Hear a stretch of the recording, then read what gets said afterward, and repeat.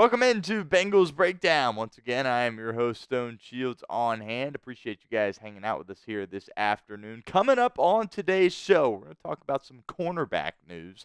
Put out a short last night telling you guys about the signing of Marco Wilson, claiming him off waivers from the New England Patriots. We're going to talk about that in greater detail. Also, another major report from ESPN in regards to Jamar Chase, his contract, and his future with the Cincinnati Bengals. So, of course, got to spend time talking about Uno, favorite to win the Triple Crown, by the way, at this point in the season.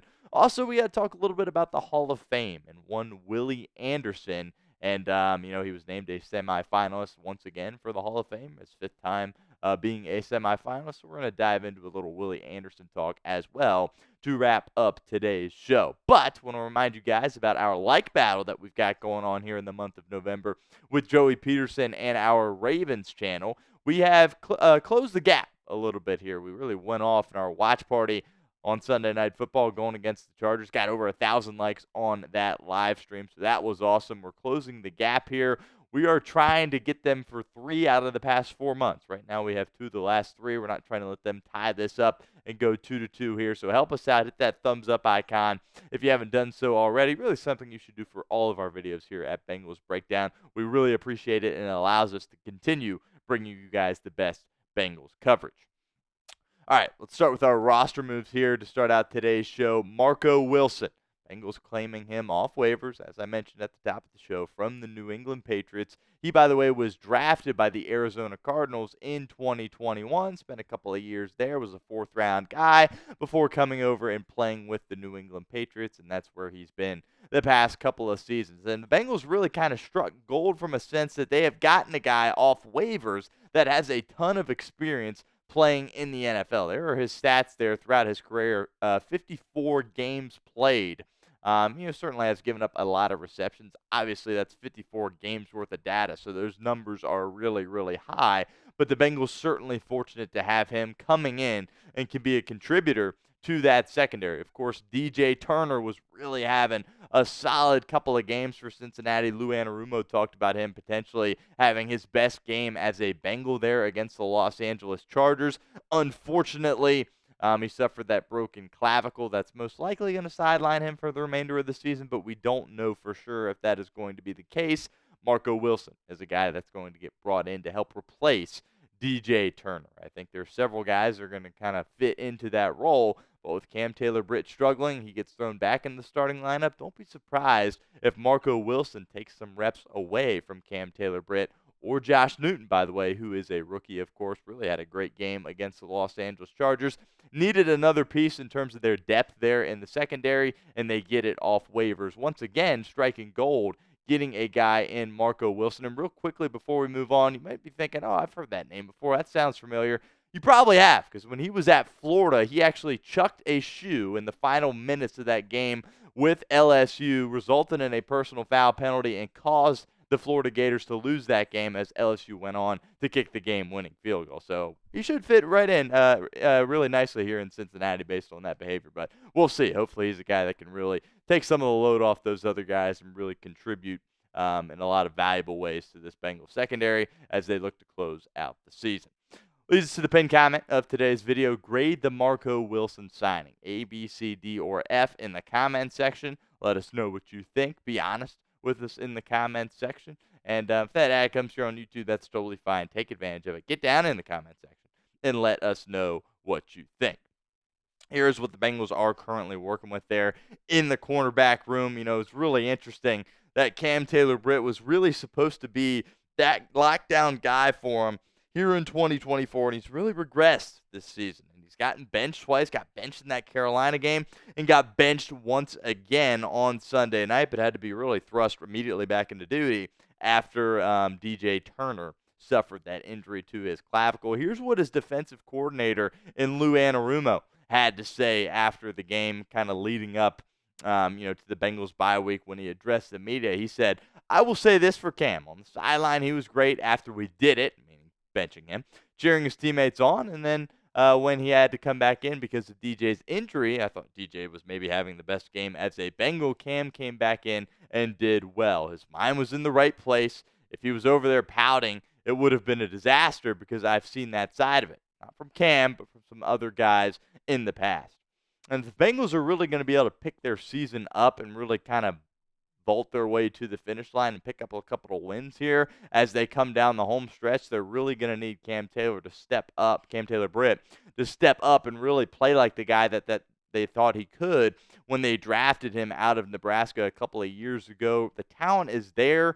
The speed is there. The skills are there. It's just about what's in between the ears up here in his brain, making sure he is fully locked in with what his responsibilities are in the secondary, and that's going to be really critical that he can get back to being a reliable guy if this Bengals defense is going to improve whatsoever coming down the stretch, and at least give this team opportunities to potentially win some games coming home here over the next couple of weeks. All right, now let's transition here to talking about Ja'Marr Chase. As I mentioned at the top of the show, there's a new report out there from ESPN. Jeremy Fowler and Dan Graziano were talking about kind of the team's biggest decisions in 2025, off-season decisions for really all teams in the NFL. And the number one decision that they were able to come to with any team was that the Cincinnati Bengals and their decision on whether or not to pay Ja'Marr Chase and really just how to handle that whole contract situation in the offseason here after 2024 wraps up. So we're going to talk about that here in a moment. But first, I want to give a shout-out to our friends over at PrizePicks. PrizePicks is the best place to get real money sports action. With over 10 million members and billions of dollars in awarded winnings, PrizePicks has made daily fantasy sports accessible to all. You just pick more or less on at least 2 players for a shot to win up to 100 times your cash. Run your game all season long on PrizePicks. You can now win up to 100 times your money on PrizePicks with as little as 4 correct picks. PrizePicks is the best way to get action on sports in over 30 states, including California, Florida, Georgia, and Texas. PrizePicks is the only real money daily fantasy platform with an injury insurance policy. So your lineups stay in play even if one of your players gets injured. If your player leaves in the first half and doesn't return, PrizePicks keeps your lineup live. PrizePicks is the best place to get real money sports action. Join over 10 million users and sign up today. This is what the crew here at Chat Sports threw together as far as some pick slates for the weekend. Going with the more than on the Christian McCaffrey rushing yards.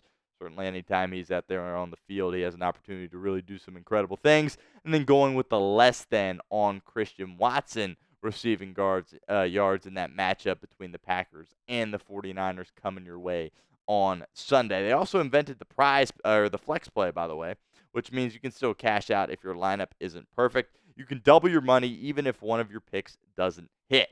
So download the app today and use code CLNS. Get $50 instantly after you play your first $5 lineup. Again, download the app today. Use code CLNS to get $50 instantly after you play your first $5 lineup. It's PrizePicks. Run your game. All right, let's dive into all these quotes here from Jeremy Fowler and Dan Graziano, and then I'll kind of give my opinion on the situation as well. Here's what Jeremy Fowler had to say in regards to the Bengals paying Ja'Marr Chase. He said they absolutely should. Chase is making a compelling argument as the league's best receiver, chasing the Triple Crown with 73 catches for 1,056 yards and 12 touchdowns. Though Justin Jefferson has been the consensus top receiver over the past 2 years, many scouts and coaches believe Chase strikes more fear in opponents because of his big play ability.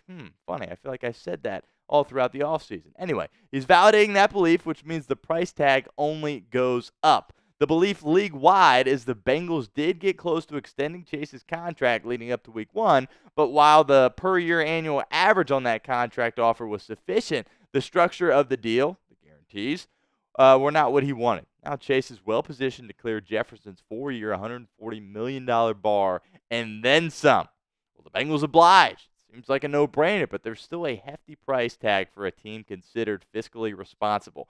The feeling here is Cincinnati lets T. Higgins walk in free agency and allocates resources for Chase, a 2026 free agent. If not, expect Chase to stay far away from the team for a while.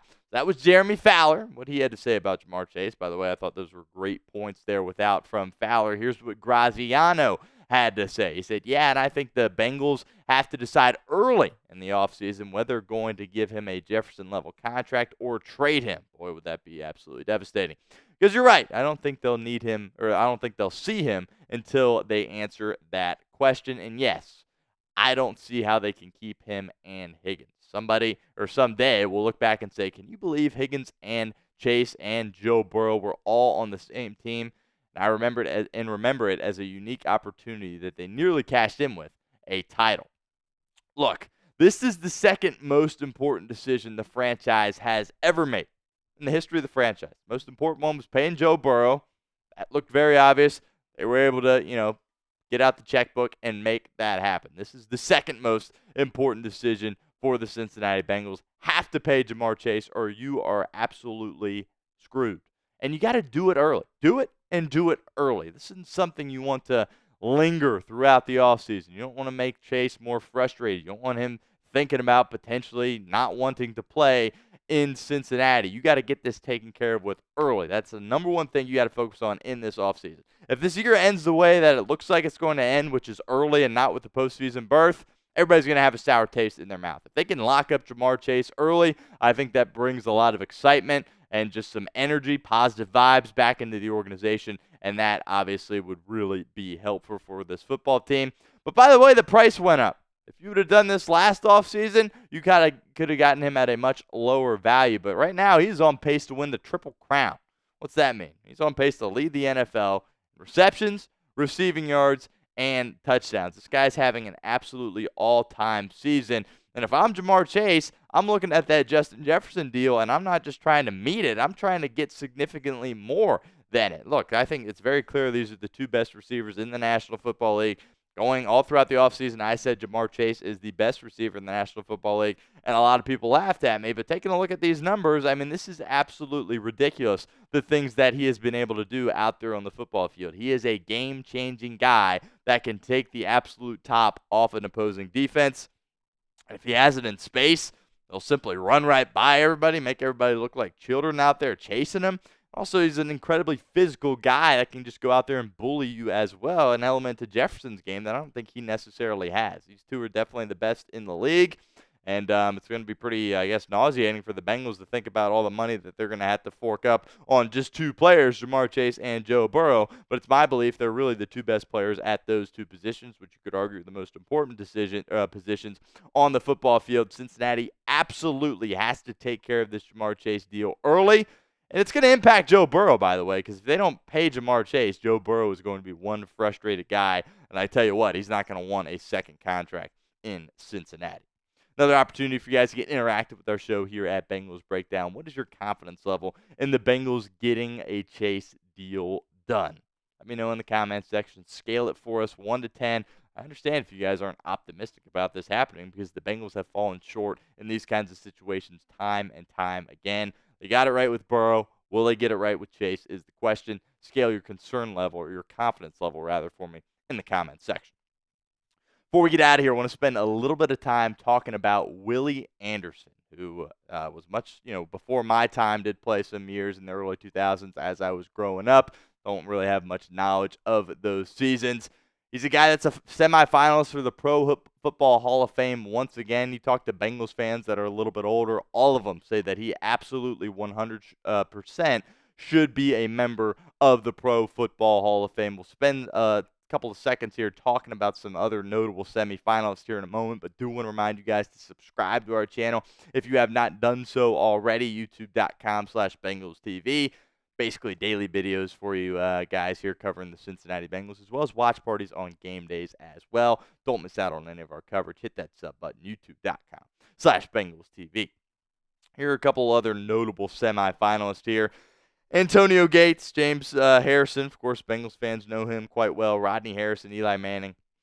Look, these are all studs on this list, obviously, if they're in consideration for the Pro Football Hall of Fame. But Willie Anderson really was a tremendous player for the Cincinnati Bengals football team. And, he is a guy that didn't give up many sacks whatsoever. He allowed 16 sacks in 13 seasons playing. That is absolutely unbelievable. So he was protecting the quarterback. And additionally, all you guys remember Corey Dillon and all the success he was able to have on the ground. And in large part, that was due to Willie Anderson and his abilities to really set the tone there on that right side of the offensive line. So Anderson, of course, a Ring of Honor member for the Cincinnati Bengals, and I think a lot of people really hoping that he'll find a way to get it done and get in the Pro Football Hall of Fame. I know I certainly am. Last chance to get interactive here at our show at Bengals Breakdown. Should Willie Anderson be in the Hall of Fame? Y for yes or N for no. Sound off for us in the comments section right now.